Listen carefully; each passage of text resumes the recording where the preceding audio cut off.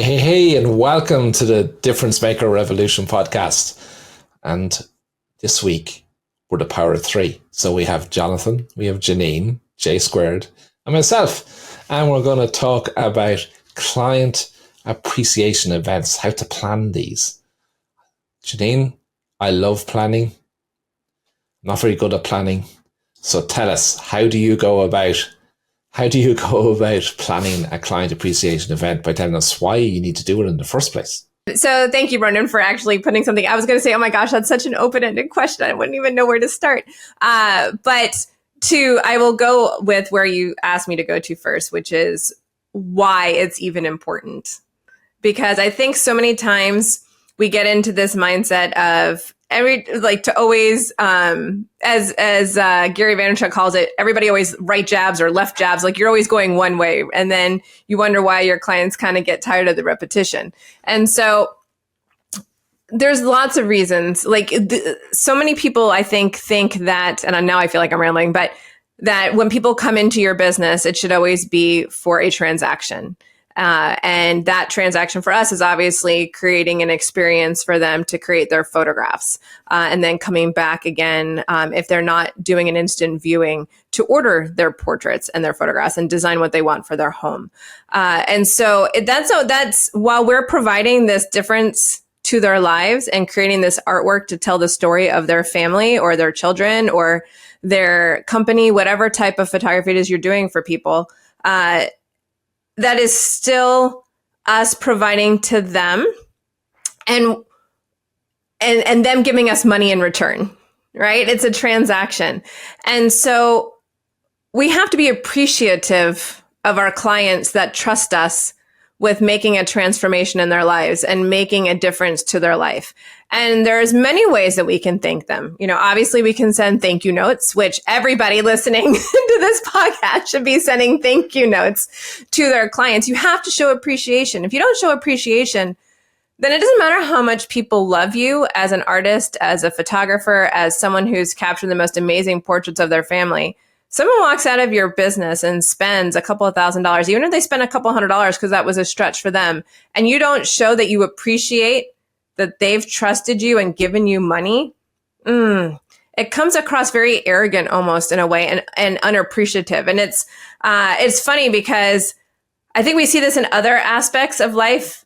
As a parent, I'll give you an example, right? I just came back from vacation with my kids. And, they had a great time. Has either of them said, Mommy, thank you for that amazing vacation? No.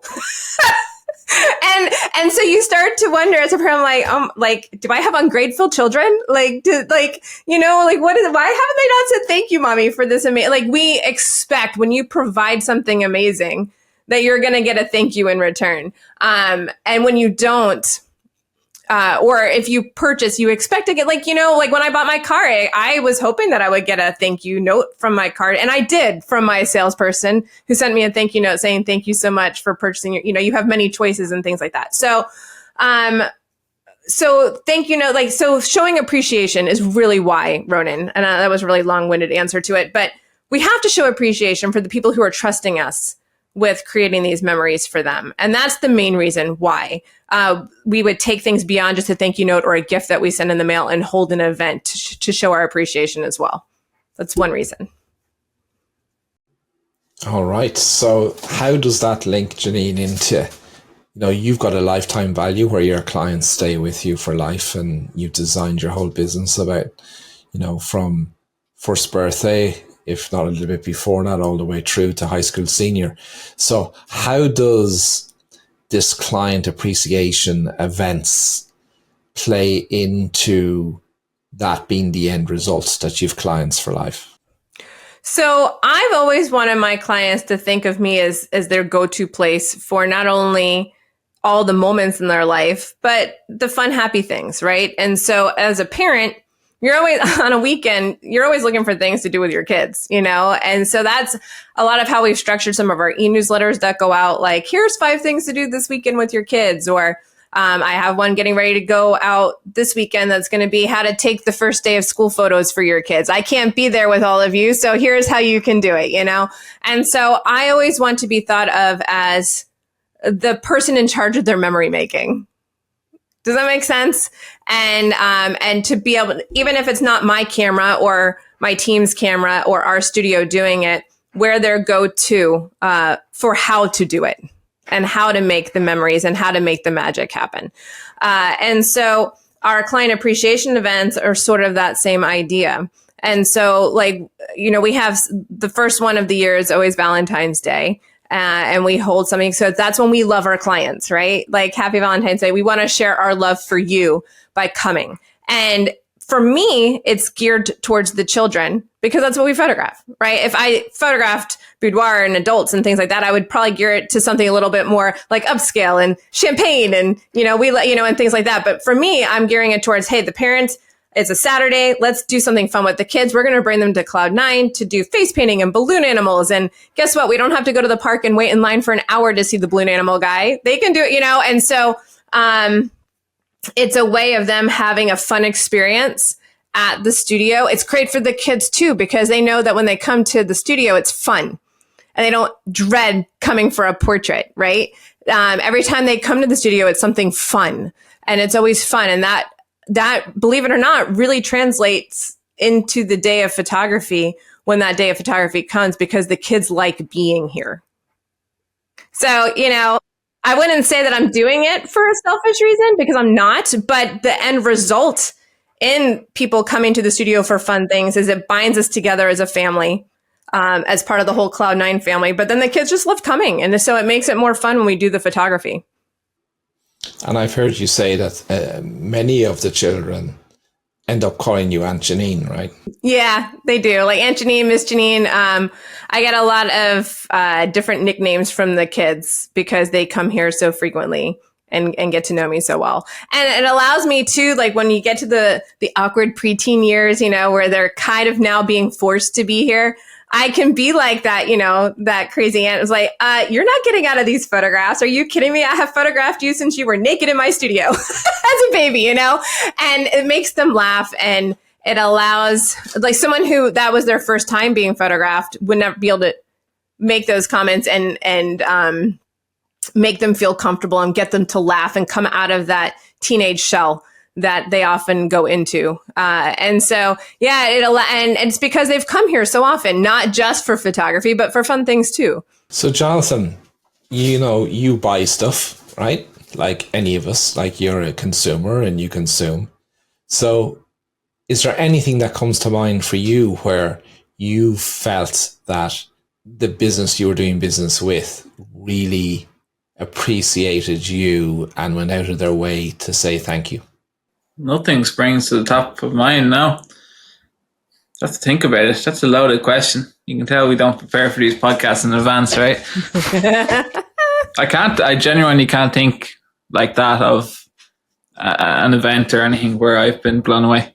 Isn't that amazing? Isn't that shocking, Jeanine, that like Jonathan is a consumer, you know, he's a young man, but he's not young, right? And he hasn't had a consumer experience where he felt that business truly went out of their way for him to make him feel appreciated.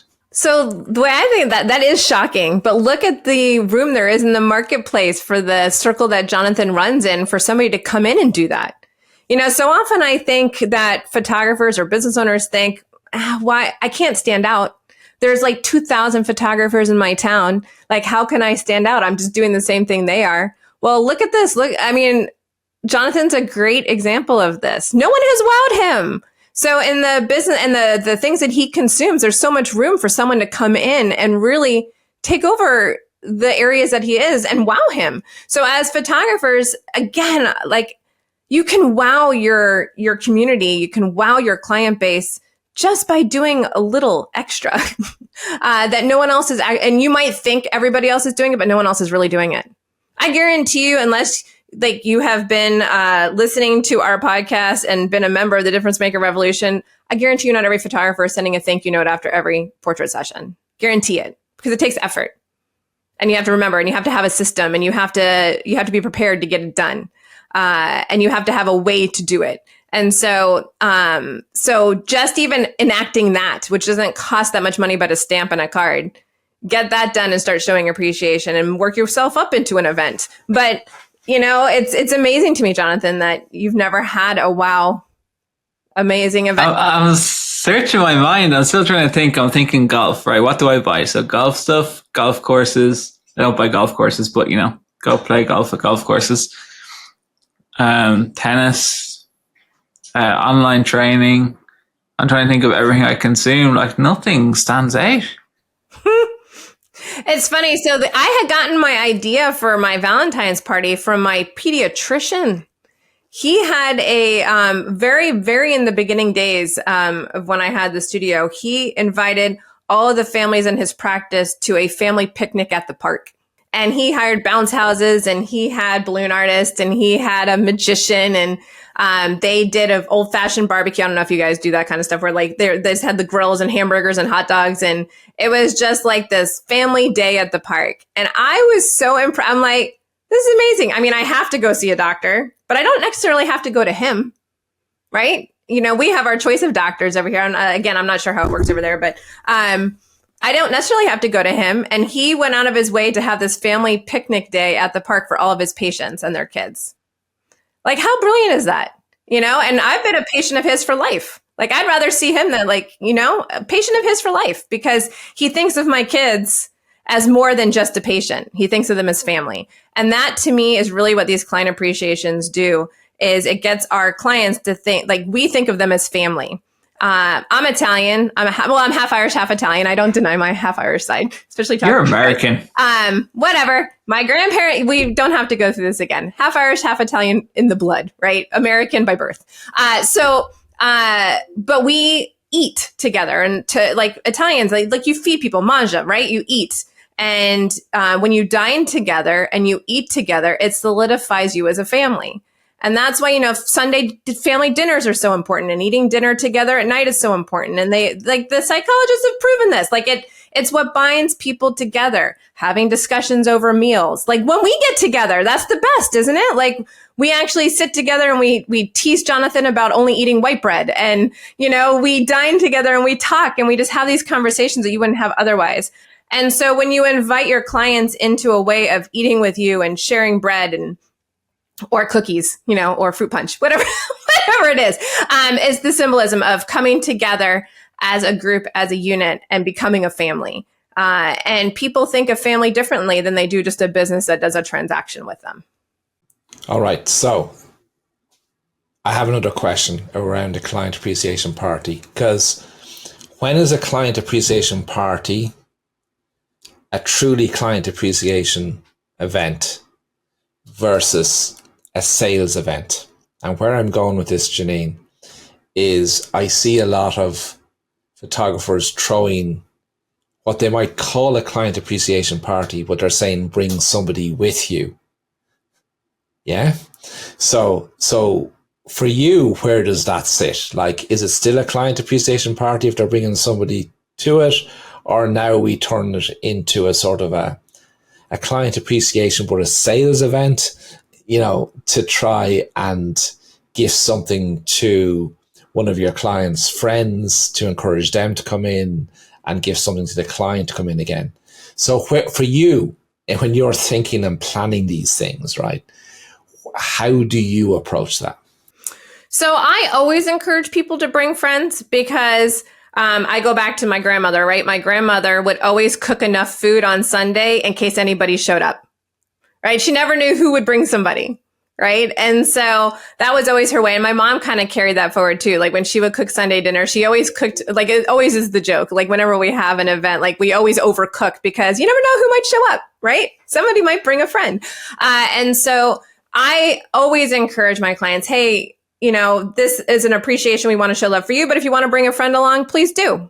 Right now, I draw the line on whether I'm asking for a sale at that event, whether it's an appreciation truly, or if the end purpose is sales. So, for example, at Valentine's Day, we don't take any money that day at all. Right? None. Unless someone's coming and they hadn't picked up their order yet, and they're going to pick it up while they're there, and then we, run their credit card clearly. But they're coming. We do the photo booth. We do a complimentary photo that day at the photo booth. We print it on site. We give it to them. There's no money. They can't even buy an extra copy. right? Like we're not trying to sell them. If they ask for an extra couple, we just print it, right? There is no, oh, well, that'll be $150. You know what I mean? There is none of that. It's truly, let's love on you. We're giving you lots of goodies. We're having fun events. We're doing this free photo. You're taking it home. Please bring a friend. We'd love to put them in our kissing booth too, And so, the whole purpose of that is to be fun and appreciative and love on our clients. Where the change happens in my mind is when we're having a fun event, but in the end, they're buying something like Christmas and July and Halloween, right? Those are fun events, but they're buying something. So the Christmas and July, the whole purpose is sales. The whole reason they're coming is to pre-purchase their Christmas portraits for the fall, but it's an appreciation for them because they get the first chance to do it. So when we love on them in two ways. One, all of our clients are invited from 10 to noon, and you can come in and get first pick of these sessions before we release them to the general public. So you can get the 10 o'clock in the morning appointment because that's the happy time for your kid, right? But then our VIPs, our extra special clients, get to come an hour early. So we're loving on them even more. And so we're showing them our love and we're showing them our appreciation by hosting this event that they can come see everything live and come have some fun. And then we give them a goodie bag, right? So we're giving them a gift with their session purchase that nobody else gets. And they also get to buy Cloud9 that day, which no one else gets to do. Like if you don't come that day, you don't get to do it. So you don't get the 25% extra dollars in your account if you don't come on that day. Oh, I'm really interested in Jeanine's new Federal Reserve at Cloud9 Studios. So you print your own money. Tell me about that, how that fits into a client appreciation party. Oh, my Cloud9. If I had one here, they're super cute. There's a little elf on it and it says Santa and Jeanine. I'll have to find one and I'll show it to you. But yes, we do print our own money. And so for up to $400, we don't go more than that. So for every $100 they pre-purchase at Christmas in July, we give them an extra $25 Cloud9 to spend at Christmas. And so it's essentially a 25% discount is what it is, but it's something fun, right? So they get to walk home with little Cloud9. And it's a certificate essentially that we put into our studio management system. So they're pre-purchasing. If they spend $400, they get $500 to spend at Christmas. All right. So when you're planning this client appreciation party, then, you're thinking through a whole lot of things because effectively by doing that, you're bringing money in at a time of the year that may be quieter for you. In the client's mind, money spent is soon forgotten. So they've pre-spent some money, which means that when they come in at Christmas time for that experience, they will probably spend more money again because money spent is soon forgotten. Correct. Exactly. Which is why we limit it to $400 because I didn't initially do that. And people learned how much they spent at Christmas and then tried to come in and pre-buy that much in July. So we limited it to the 400 now. But yes, that's it brings money into our summer, which is typically slower. It allows clients to spend some of that Christmas money now, which they're not so strapped in July like they are in November, buying everything else that they need to buy for Christmas. So it helps them out too. It kind of spreads out. It's a prepayment plan in a way, right? They're pre-purchasing and then purchasing more again in November. All right. So we've got so far, when you're planning your client appreciation party, you have to understand the strategy of what this is all about, which is building those long-term relationships, your client feeling absolutely loved, looking at your calendar too to see how strategically it can fit into, your time and your business model. Understand whether it's just totally appreciation or it's appreciation with an opportunity to be money raising, like you have with your Cloud9. What else, Jeanine, is a big thing I need to consider? So I'm glad you mentioned the spreading it out because that to me is very important. I like to have something to always invite people to at the studio.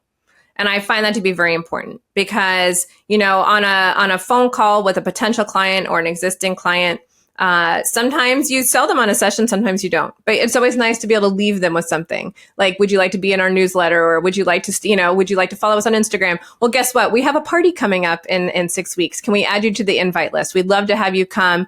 I know you can't book a session now, but maybe you can come enjoy our Valentine client appreciation and come in, share some snacks, do some balloon animals for kids, and have some fun, right? And so it always gives you a way. Let me turn that. Oh, I forgot to turn on my phone. Sorry. So it gives you a way to, it gives you always something to invite people to.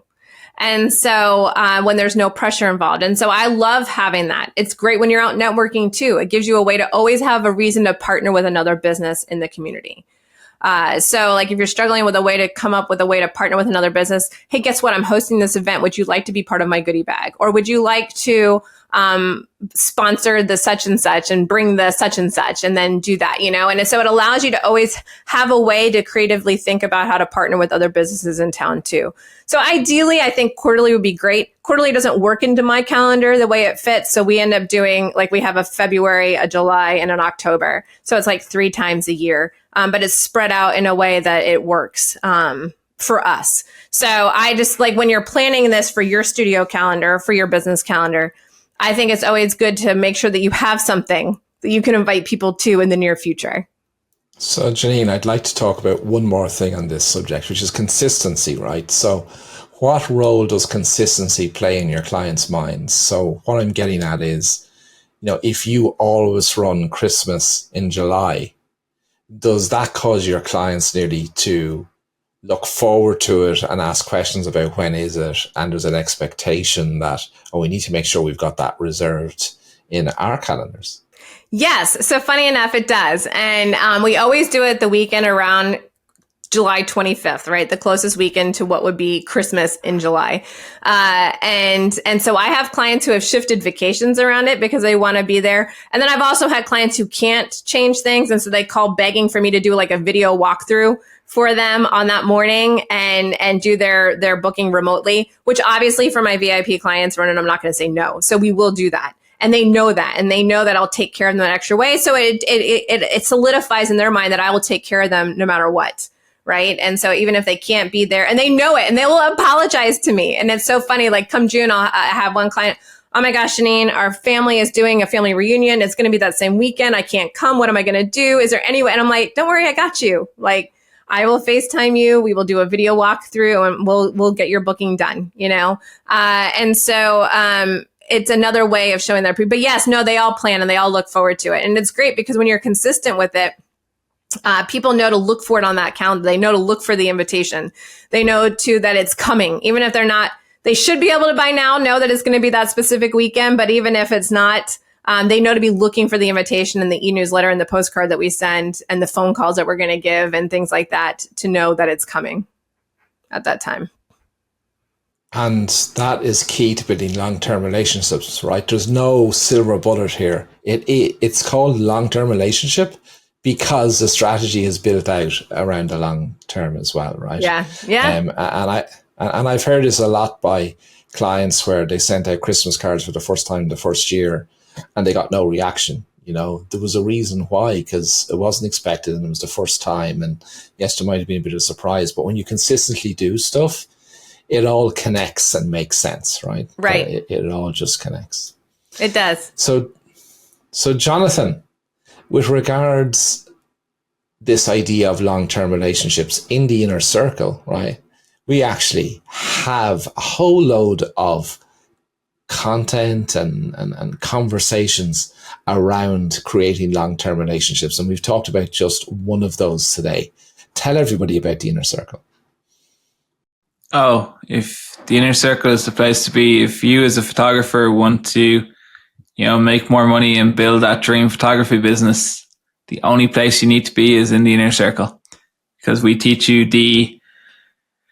the courses that teach you how to attract clients, how to book more clients, how to increase your sales average, how to build long-term relationships. But we also have the amazing community, exclusive community where you are able to network with other photographers who are crushing it and who are building their version of success. And you also get access to the mentor team 3 times a week on live Q&A calls and different calls where we discuss things like building long-term relationships and help you develop those strategies. So you need to be in the inner circle. So just click the link below, join the inner circle. Excited to see you in there. Alrighty, and we look forward to seeing you, and we love to have all of new members join us every single week, because, you know, the power of 5, you've seen the power of 3 today. We have Brad and Steve as well. You put all those 5 together, like, it just helps you to create the business that you have defined is what defines your success, and do everything possibly to help you get there. So we look forward to seeing you on the inside. Bye for now.